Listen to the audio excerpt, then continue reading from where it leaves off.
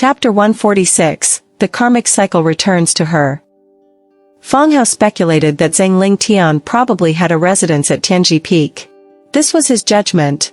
Before confirming Zhang Lingtian's whereabouts, Fang Hao needed to gather more information about this person.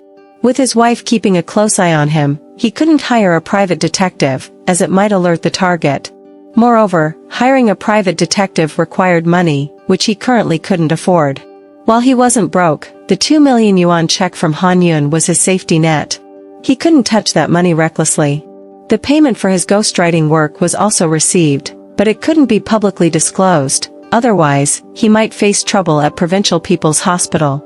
His personal funds were nearly depleted, and he couldn't afford the 30,000 yuan required to hire a private detective. He thought of Jin Xiaojian. He contacted Jin Xiaojian and asked him to help investigate Zhang Lingtian. Jin Xiaojian quickly compiled some information from online sources and sent it to Fang Hao. Aware that Jin Xiaojian was online, Fang Hao called him and said, "I've seen the information online too. Dig deeper into his background, residence, workplace, and such. Does he have any property at Tianji Peak? Where does he live? Please find out as much as you can for me. What do you need this information for? Just help me check. I'll tell you later." Fang Hao evaded the question and asked, "Has your friend's abortion been resolved? Why haven't you contacted me?" Jin Xiaojian replied, "My friend is a bit unreasonable. Now that she's pregnant, she wants to play it to the fullest and then get an abortion. Damn. Forget about that. Please find out more about Zhang Lingtian." Fang Hao hung up, feeling that dealing with these upper-class playboys was best kept to a minimum. They didn't understand the meaning of responsibility, they were just playing with fire.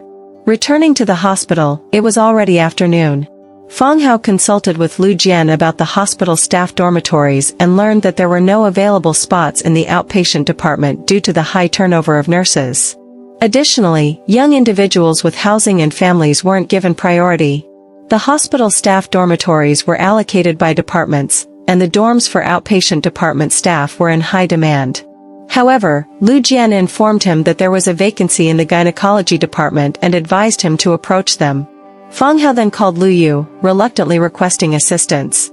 Surprisingly, Lu Yu quickly arranged for him to move in and even instructed him to collect the keys immediately. Fang Hao went to complete the check-in process and discovered that it was a single room. After making a call, he learned that it used to be Lu Yu's office before she retired. She had resided there before but, with a decrease in workload and a desire to spend more time with family, she had stopped staying there. However, someone like Li Xiaoxi wouldn't live in such a simple dormitory, leaving the room unoccupied. Fang Hao felt like he got a good deal but had no intention of staying there permanently.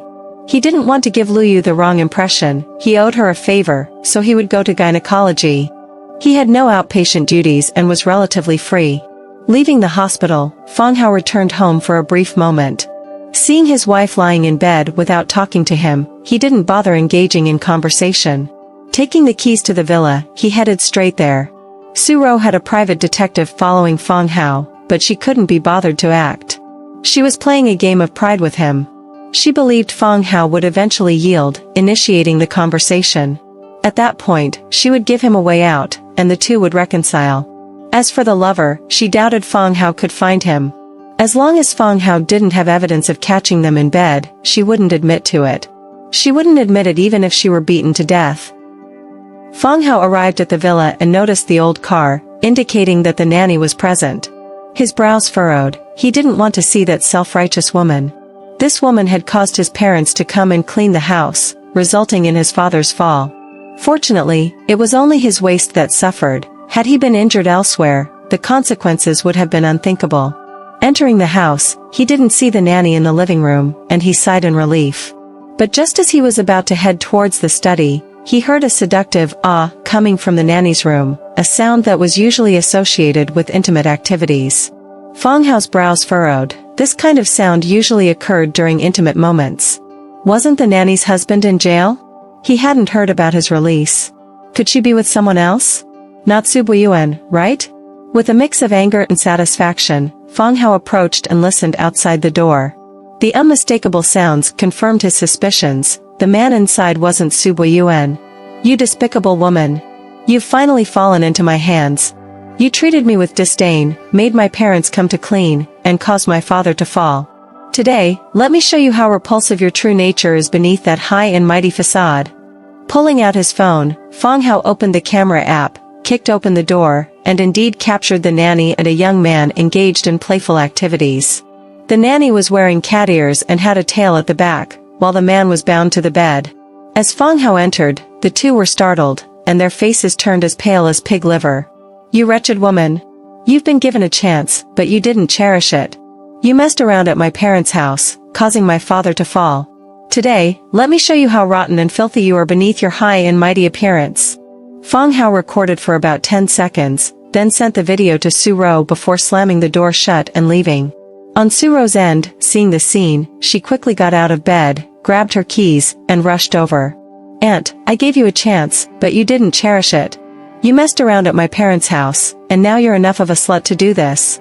Since that's the case, don't blame me." Why did Fang Hao suddenly go over there? Was it a coincidence, or did he hear something? Did he go there to catch them in the act? He sent me the video, was it to teach me a lesson? Fang Hao, you've caught another ugly incident in my family. Is the next one me? No, I won't let you catch me. Absolutely not. Fang Hao came out holding a pile of documents, just in time to see the fully dressed and panicked nanny standing in the living room. He sneered, carrying his books and leaving. Being scolded by Fang Hao, the nanny inexplicably shivered, feeling disdain, repulsion, and a sense of being thrown into the abyss from his eyes. She knew she couldn't stay in this family any longer. She hated Fang Hao, but didn't dare to step forward to fight or let the young man inside come out to confront Fang Hao. She felt like a discovered thief, scared stiff. Fang Hao ignored her, started moving his books and computer. In just a few minutes, Suro drove over. "Han Yuqin, get out of my house." Suro entered with a fierce momentum. Seeing the nanny, she strode forward, delivering a resounding slap. Han Yuqin didn't even dare to dodge. "This is my family stuff. Leave it all here. Take your belongings and get out now. I don't want to see you here for even half a second more. I feel nauseous just looking at you. Get out." Shudodod. Seeing Fang Hao approaching, Suro asked coldly, "What are you doing?" Chapter 147, Moving Out of Your Home. The wife asked in a cold tone, "What are you doing?" Fang Hao ignored her and continued to move things, putting books into the car and then going back into the room to grab a pillow and a small blanket. Suro grabbed Fang Hao and asked, "I'm talking to you, what are you doing?" "What else can I do? This is not my home. I'm taking my things with me." Fang Hao shrugged off his wife's hand and loaded his belongings into the car. Suro saw that the car was already filled with many books, a desktop computer, and a printer. These were things Fang Hao had recently brought to the villa for work. However, seeing pillows, clothes, and some buckets and kettles being loaded onto the car, it indicated that Fang Hao truly didn't want to stay here anymore. It was glaringly obvious, and it bothered her. She asked, "Fang Hao, what are you trying to do? Haven't you figured it out? I told you we're getting a divorce. It has nothing to do with you, and naturally, it has nothing to do with your family. These things are not worthy of being here, so I'm taking them away." "Fang Hao, I said I won't divorce you. Why are you forcing me?" Suro trembled, she least wanted to hear the word divorce. "You got it wrong. I don't need your consent. I will get a divorce. I'll send you the divorce agreement to sign later. Over the past 4 years, even though you never loved or respected me, we've spent 4 years together. Let's part ways amicably. Otherwise, if we go to court and reveal the evidence, you'll lose face." Fang Hao's tone was cold. Although he felt pain, the fact that his wife betrayed him, humiliated him by wearing the green hat, deeply angered him. "Husband, are you abandoning us when I'm pregnant with your child? Husband, you're not this kind of person. In the hospital, you're so kind and responsible to those patients who have nothing to do with you. You won't abandon us, mother and son. You definitely won't." Suro rushed forward and hugged Fang Hao, unwilling to let go. Fang Hao remained calm, very calm. He said, "Suro, when you chose to be with that man, you had already chosen to abandon me. Now, why are you saying these things?" He took out his phone and played the recording inside the car. "Okay, I'll find you. I received the clothes you bought for me last time. I hate them, you make me wear those clothes, and I can't face anyone. Alright, I'll wear them for you to see, you old pervert." "Oh, yes." Hearing her own voice, Suro was terrified, but she clung to Fang Hao even tighter. "Suro, let go. Husband, I won't let go. Let go."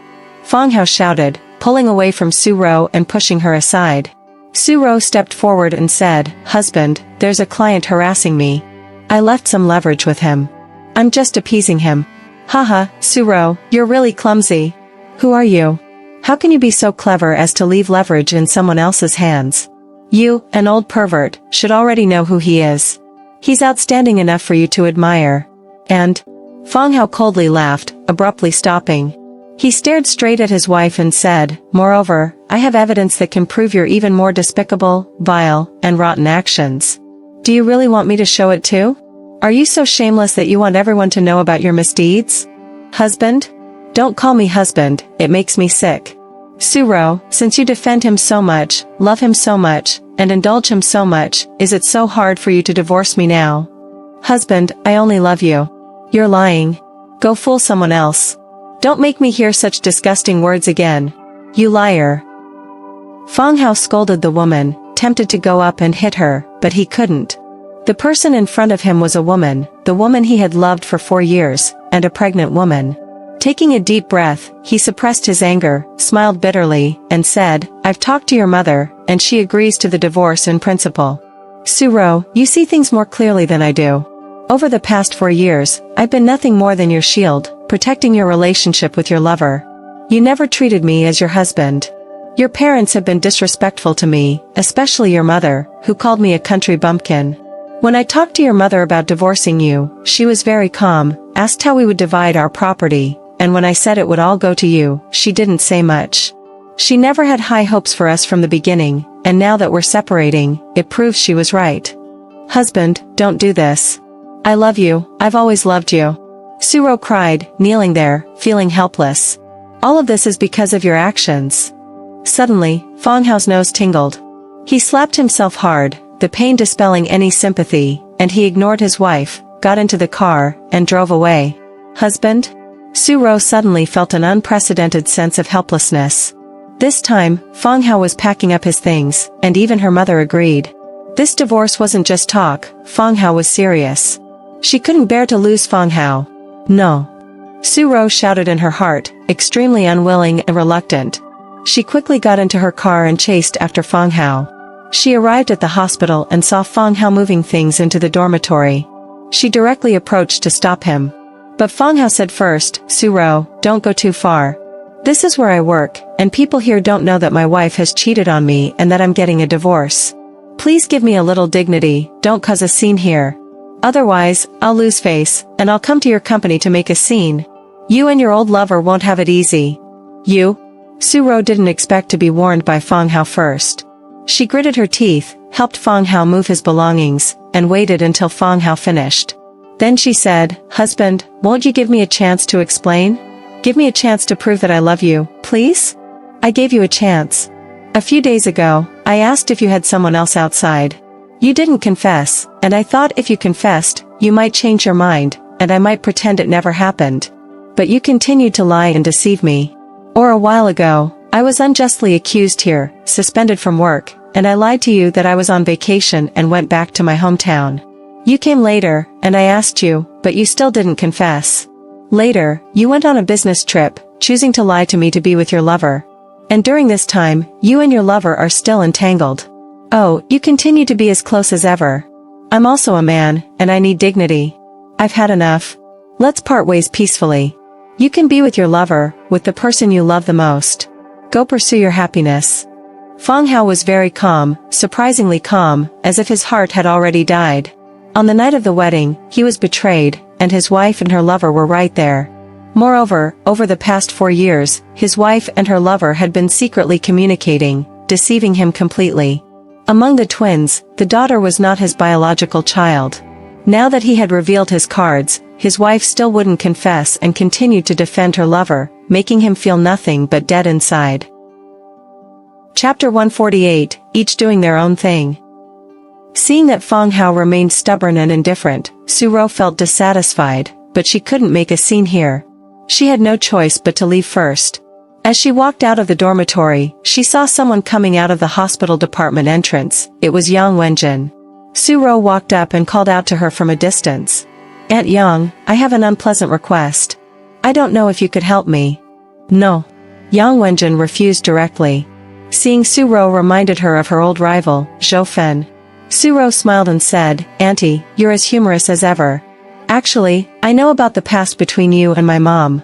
Seeing my mom lying there half dead, having gone through a near-death experience, Auntie, can't you let her go? If not, let my dad divorce her and marry you. I fully support that. Get lost. Your mouth is just like your dad's, never serious. So, what do you want me to do? Yang Wenjin was speechless. Although she disliked Su-ro's face because it resembled Zhou Fen's, she liked this beautiful child. Besides, the things that happened between her and Zhou Fen were old grievances. It wouldn't be appropriate to quibble over them with a junior. Su-ro grinned and said, just fire my husband directly. I'll cover the compensation. Huh, your family is really interesting. Your dad asked me to transfer Fang Hao, your mom told me not to move him. Your husband said he wouldn't leave, and now you want him to leave. Is your family playing a team game of each doing their own thing? Let me tell you something. Your husband has excellent medical skills and is the most outstanding among the young doctors in our hospital. The hospital won't let him go. Yang Wenjin was powerless. Because both Lu Yu and Lu Jing were supporting Fang Hao, and Lu Jing was about to be promoted to deputy dean, increasing her influence in the hospital.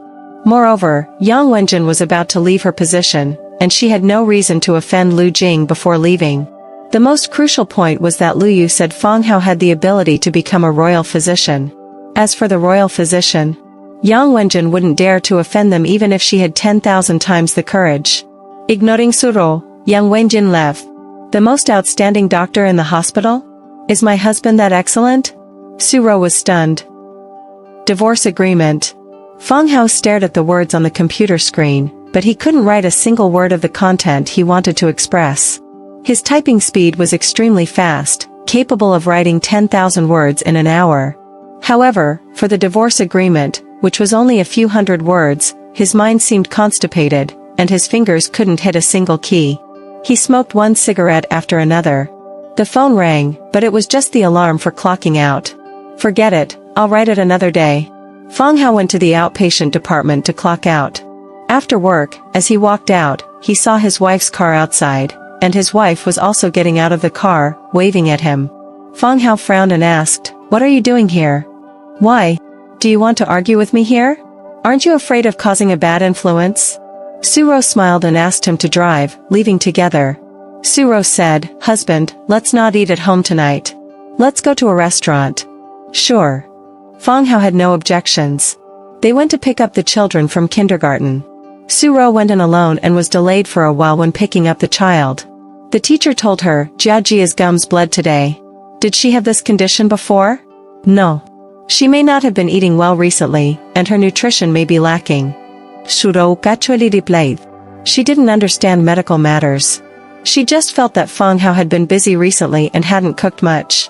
They often resorted to sandwiches and milk or went to restaurants. The meals Fang Hao cooked, which were tasty and nutritious, had been rare. Thinking about divorcing after, these two children might be separated. Su-ro felt even more reluctant in her heart. Well, I've noticed that Jia has been tired easily lately. It may be due to a lack of nutrition. We can ensure lunch, but please pay more attention at other times. We will. Thank you, teacher. Su-ro smiled, took the child, and left.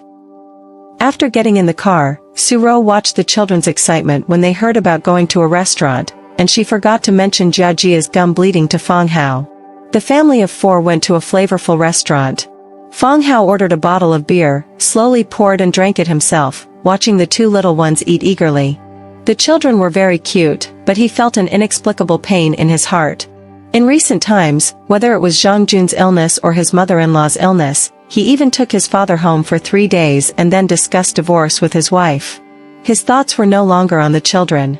Another thing that made him uncomfortable seeing the children was that their birth was the result of his wife and her lover's joint efforts. This was a huge disgrace. Seeing Fang Hao like this, Su-ro knew he was not in a good mood. She didn't say much and ordered whatever the children liked. Anything the children couldn't finish, they could take home. When the children were full, Su-ro took the initiative to pay the bill. After all, this meal cost a few hundred yuan, which Fang Hao's salary couldn't afford. She took out a membership card and asked the waiter to deduct the expenses. Su Ro is a member here? She and her lover often come here to consume, right?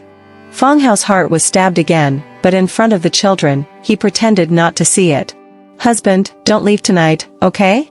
Even if you don't accompany me, at least spend some time with the children, okay? At home in the garage, when the children got out of the car, Su Ro was afraid that Fang Hao would leave, so she quickly stopped him. Fang Hao nodded numbly, and they went up together.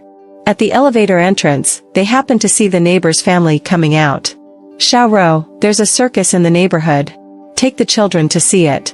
Rue Li extended an invitation. You guys go and have fun. I'll go up first. Fang Hao saw that the children were about to go and play, especially Tian, who had already taken off his school bag and stuffed it into Fang Hao's hands, then ran out with Xiao Hu. Tian, wait for me. Jia also ran out, but she couldn't catch up and could only shout. Don't run. Xiao Hu, slow down, wait for Jia. Dong Yunzhou said and chased after them. You guys go ahead. Fang Hao walked into the elevator.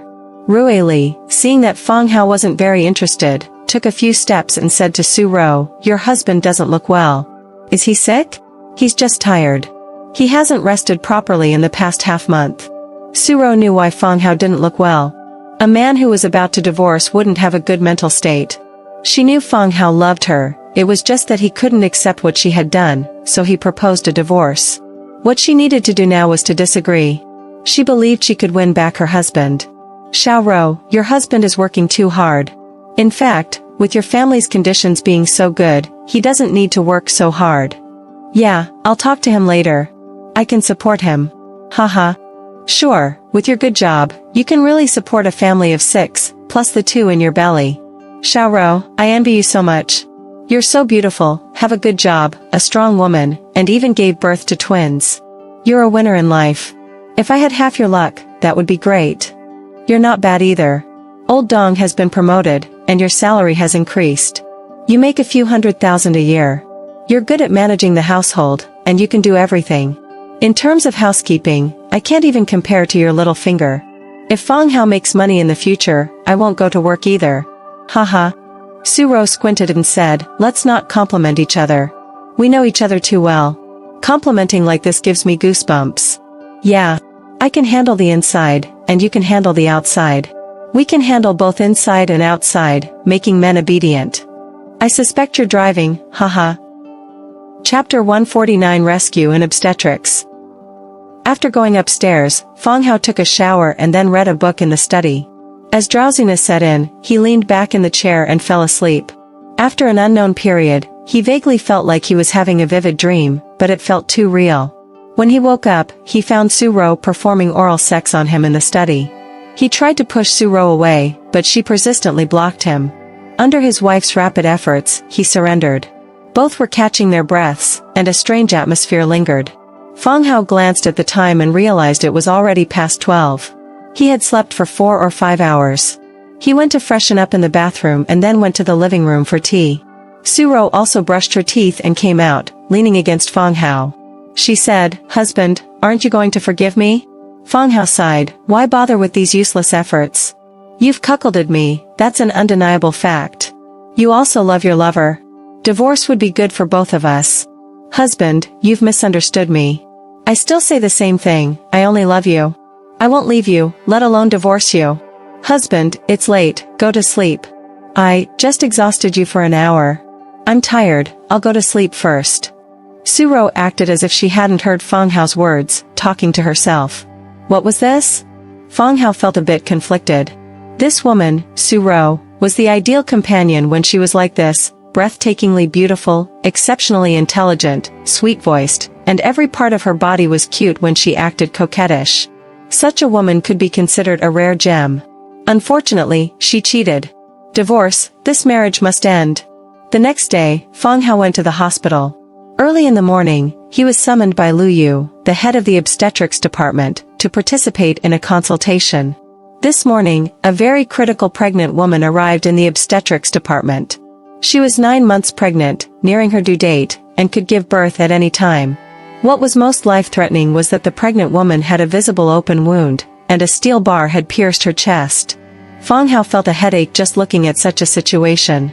He only heard Lu Yu mention briefly that this woman was the wife of a certain construction site foreman, and the incident occurred at the construction site.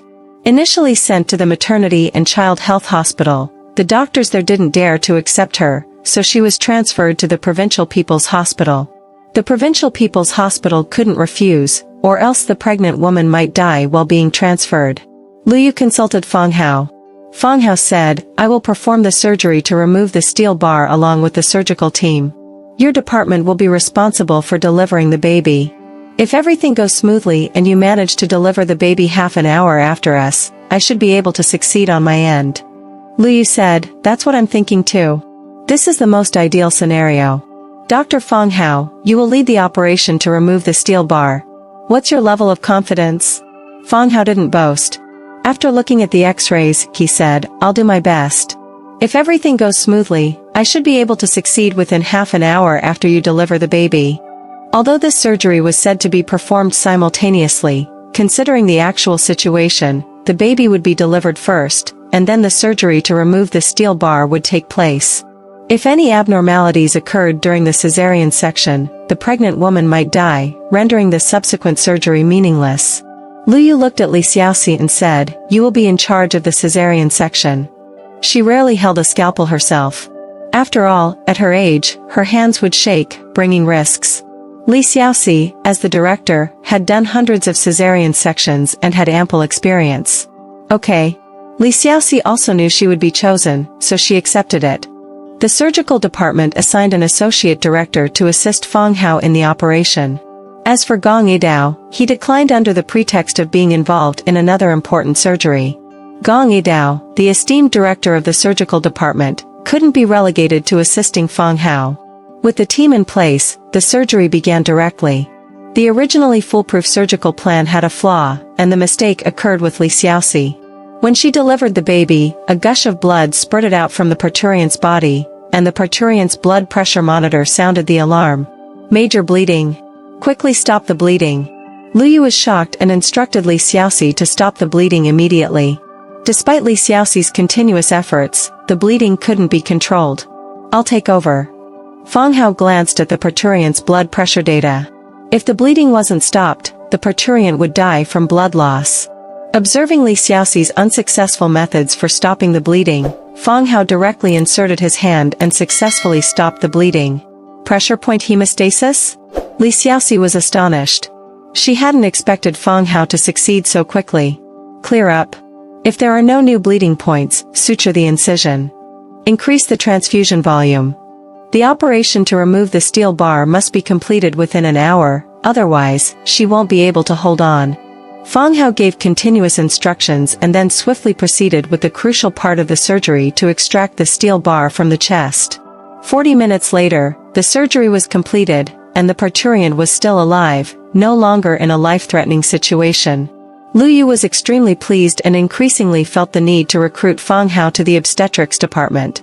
If they had a doctor like Fang Hao, capable of performing major surgeries, the obstetrics department could handle a variety of surgeries without relying on the surgical department's discretion.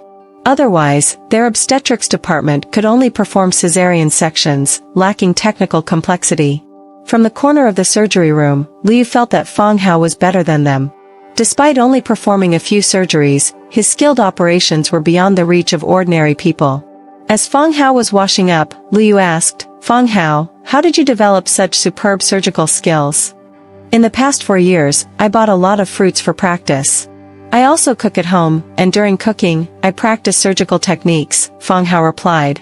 His skillful surgical techniques were the result of diligent practice, including shaping boneless chicken and fish, as well as creating peculiar shapes for fruits under his stern mother-in-law's guidance. Lu Yu commented, "Practicing alone might not be enough. You should also participate in real surgeries." Fang Hao said, "I rely on imagination and watch videos of surgical procedures." "That works." Lu Yu was surprised and said, "Last time, when you came to the obstetrics department for the induction of labor for that stillborn fetus, it was your first time doing it, but you learned quickly and did it perfectly. From the surgeries on Zhang Jun and Zhou Fen, it's clear that you have a natural talent in this field. Fang Hao, come to the obstetrics department." I will strive for more surgical cases. It would be more helpful than being in the outpatient clinic. Well, I listened to Director Liu. I am under her leadership. Fang Hao shifted the responsibility to Lu Jing. He returned to the outpatient department, where an attending physician presented a challenging case and sought Fang Hao's assistance. The associate director and several attending physicians in the surgical department were not pleased with Fang Hao's expertise. Chapter 150 Unexpected Draft of Able-Bodied Men. Upon reviewing the perplexing medical case, Fang Hao didn't immediately express his suspicions. Instead, he went to check on the patient in the corridor. The patient had come in yesterday with symptoms of diarrhea. The attending physician diagnosed it as food poisoning, but the prescribed medication had proven ineffective, prompting the patient to return today. Back in his office, Fang Hao looked at the associate director and the attending physician, stating, based on the patient's account, he developed diarrhea after dining out. This doesn't seem like food poisoning. The associate director replied, Dr. Long and I still believe it's food poisoning. Fang Hao frowned. Were they trying to challenge his judgment? He said, arguing here is pointless. Whether it's you, or even Director Liu and Dean Yang, I will stick to my opinion, this is not food poisoning. What do you think it is then? Cholera. Cholera? How could it be cholera? Have the patient undergo a test. Facts speak louder than debating here. Fine, I'll issue the test order. And what if it's not cholera? What do you want to do? If it's not cholera, then don't just stay here. Go to the infusion hall or the dental department. Hearing this, Fang Hao responded, can't stand having me around? I haven't offended any of you. We're colleagues, is this necessary? What? Getting cold feet? If you can't handle it, don't hog the bathroom. The associate director stood up, approaching Fang Hao. Director Liu is becoming the vice dean, and she might recommend you as an associate chief physician. If possible, you might even become the director. Take a look at yourself. What qualifications and abilities do you have? Provoked by this taunt, Fang Hao felt uneasy. He said, Dr. Dr. Long, I thought this was just a medical dispute, but your intention is to exclude me. I have nothing more to say. I insist that this is a case of cholera. You insist on food poisoning. Different decisions on the diagnosis lead to different treatment plans, and it's the patients who will be affected. I won't back down. If it is cholera, then you should leave Provincial People's Hospital. Fine, if it turns out to be food poisoning, then you should get lost. Dr. and Dr. Long called the head nurse to take the patient for testing.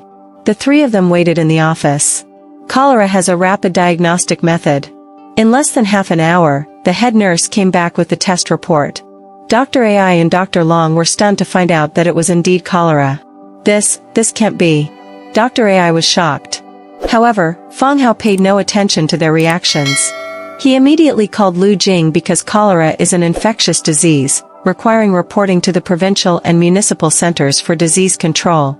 It also involves epidemiological screening, tasks that neither Fang Hao nor Provincial People's Hospital can handle alone.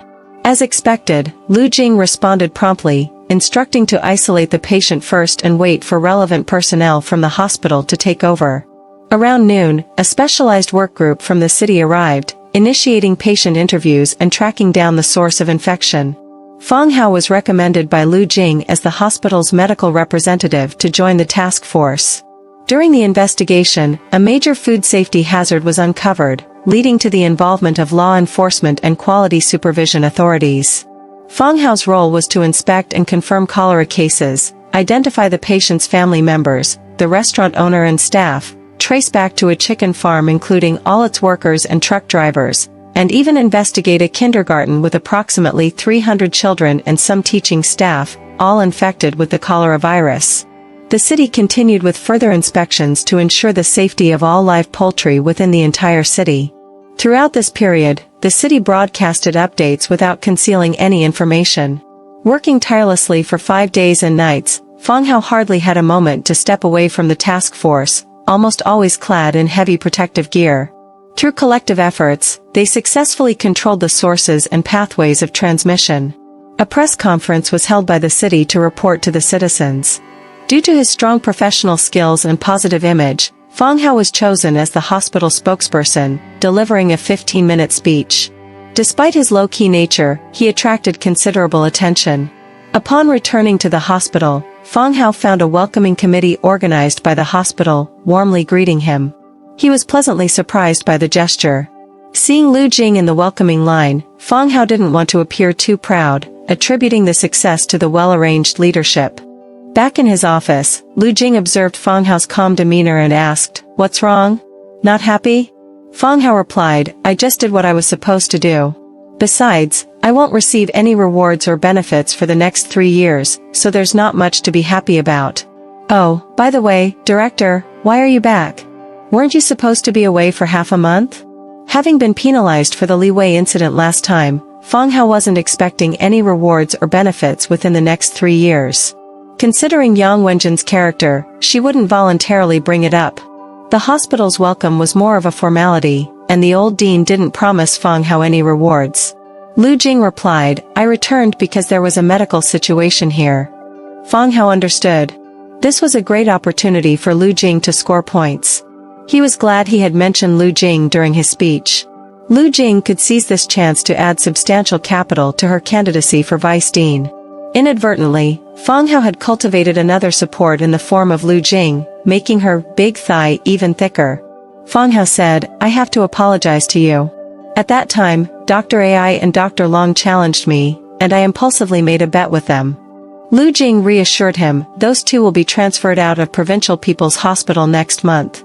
They almost delayed the treatment, and if investigated further, they would be in trouble. It's best that they voluntarily withdrew. You helped me get rid of these incompetent people, which is beneficial for the development of our outpatient department." Lu Jing was quite straightforward. She didn't respect Dr. Ai and others at all, she only valued Fang Hao. She continued, "Unexpectedly, you also have research on cholera." Fang Hao said, "I've read some articles and have a basic understanding." He felt a bit aggrieved. He had written a draft paper on cholera for Jin Shaojian, earning 2,000 yuan. He hoped this incident wouldn't lead to digging up old graves. Suddenly, the phone rang. Lu Jing answered and then hung up, saying to Fang Hao, "You should go to the gynecology department." "What? Director, why should I go to the gynecology department? I'm your person. I was born in the outpatient department, and I'll die as an outpatient ghost." "What? What are you talking about? Born and die? Have you contracted cholera?" "Director, you just told me to go to the gynecology department. Are you asking me to leave the outpatient department and go to gynecology to do odd jobs?" "Oh, you misunderstood. Lu Yu called and said the wife of the contractor whose surgery you performed last time knows you've returned and wants to thank you. At the same time, you should go for a follow-up and see when the patient will be discharged." "Oh, I see. Otherwise, you're kicking me out to gynecology. That's a relief." Fang Hao suddenly realized and left with a wry smile. This guy is quite loyal. Lu Jing couldn't help but smile.